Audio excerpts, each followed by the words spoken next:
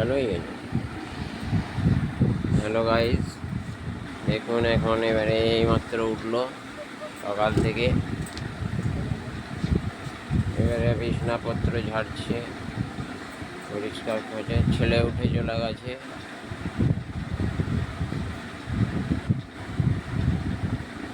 উনি এখন বিছনা ঠিক করছেন, আমার স্ত্রী।